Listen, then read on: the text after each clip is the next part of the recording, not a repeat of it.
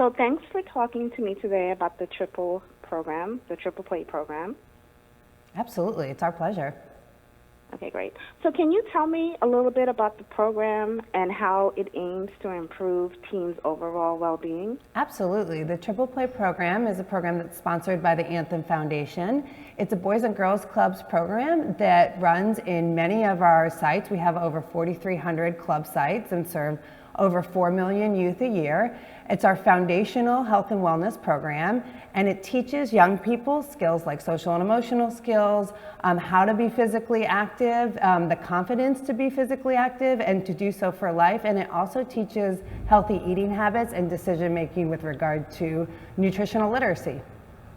Wow, so it does a lot. It's a lot, yeah.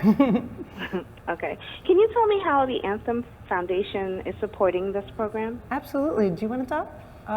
So the Anthem Foundation is really committed to impacting lives of not only individual members, but certainly in the communities where where they live and work. And so through the Boys and Girls Club of America, Anthem is supporting teen health overall as we strive to make all communities healthier.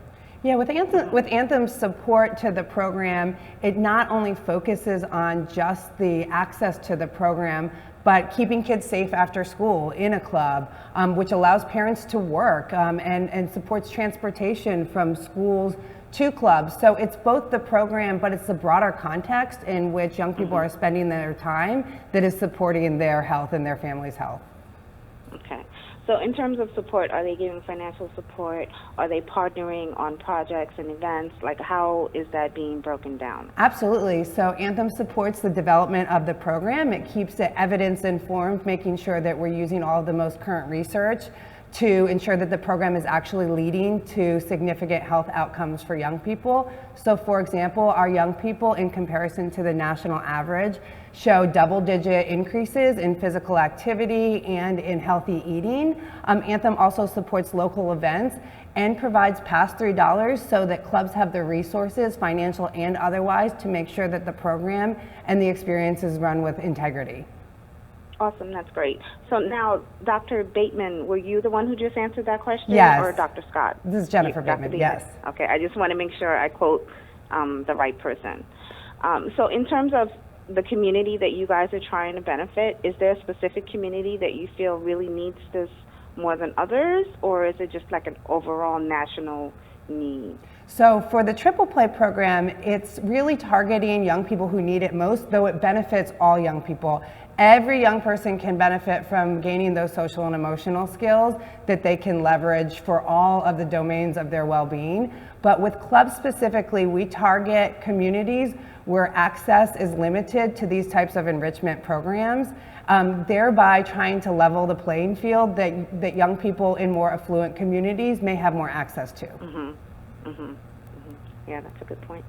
I know that the program targets certain areas for children, you know, mind, their body, and stuff like this. In terms of the body and the daily challenges, I have to ask how adjustable that program is, especially for children who might have different needs. Absolutely. So we've focused, especially over the last few years, on ensuring that the program is entirely inclusive.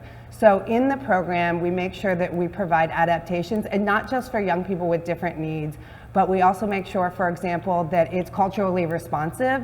So if, for example, some of our clubs are in native lands, making sure that the language and the way that the activities are done are ones that are adaptable to those types of communities as well. And for space requirements, you know, not every Boys and Girls Club has a gym or a games room, but therefore you can adapt it in a smaller space or in a parking lot to make sure that young people are still gaining those benefits.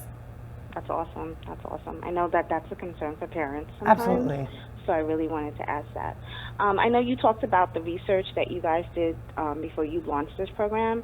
Can you explain a bit about that research and specifically how it got the information about negative emotional factors, like emotional or social factors?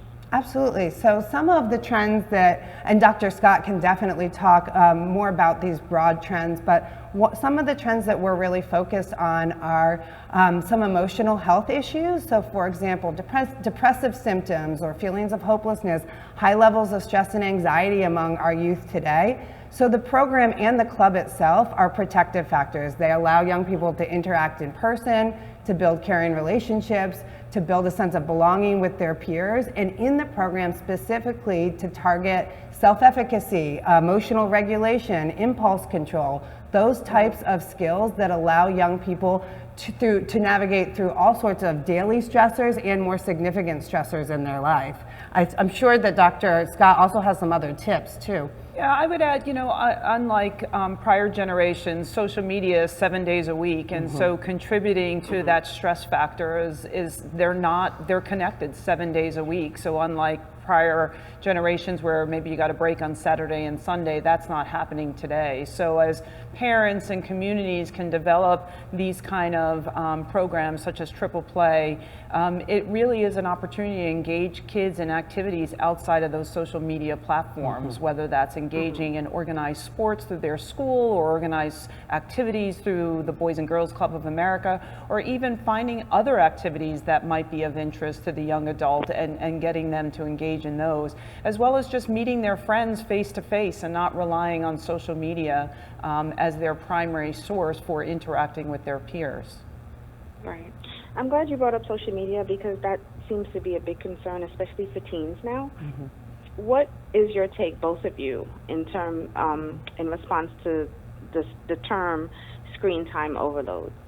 So there is, good screen time and bad screen time. So and which one is this one? I just want to make sure. Oh, this is Dr. Scott. There is good screen time and screen time that may not be as productive. The screen time that kids are engaging in at school for learning activities or computer time related to homework or papers that they're writing is certainly, positive screen time and screen time we want to encourage. But the screen time through social media and engaging with their peers is maybe one of the areas, not maybe, one of the areas where there should be some boundaries. And so parents can engage with their teens by setting boundaries on that screen time, whether it's not allowing phones at the dinner table. So when they're eating together as a family, there's just an opportunity to talk about the day, limiting screen time before bedtime so that sleep hygiene is not impacted and kids can fall asleep when they're expected to fall asleep and get their 8+ hours of sleep so they're not tired the next day. So there are boundaries that can be set that positively impact kids' engagement in their screens. Yeah, and we at Boys and Girls Clubs concur with that. It's really about balance and teaching young people to navigate that responsibly. Okay. So are phones allowed in the club? Do the kids have to put them away? Like, as a parent, I'm like, well, in case something happens, I want to have, access to my child. How do you guys balance that? Well, we don't ask, this is up to a local club how they handle their digital policies, but at the national headquarters, we encourage them to, again, teach young people to use them responsibly, and in many ways, we use technology and phones in learning opportunities. Okay, so there's definitely a balance there. Yeah, absolutely, and you can find more about the program and the partnership with the Anthem Foundation at www.bgca.org. Okay, great. So my last question, how can parents continue what you guys are teaching in this program at home to help teens stay, healthy and active and present? Like Dr. Scott said, have dinners together, exercise together, set goals for yourselves and help your teen to set goals for themselves, even if they're small goals like 7 days of physical activity in a row. Okay, great. Thank you, ladies, so much. Thank you.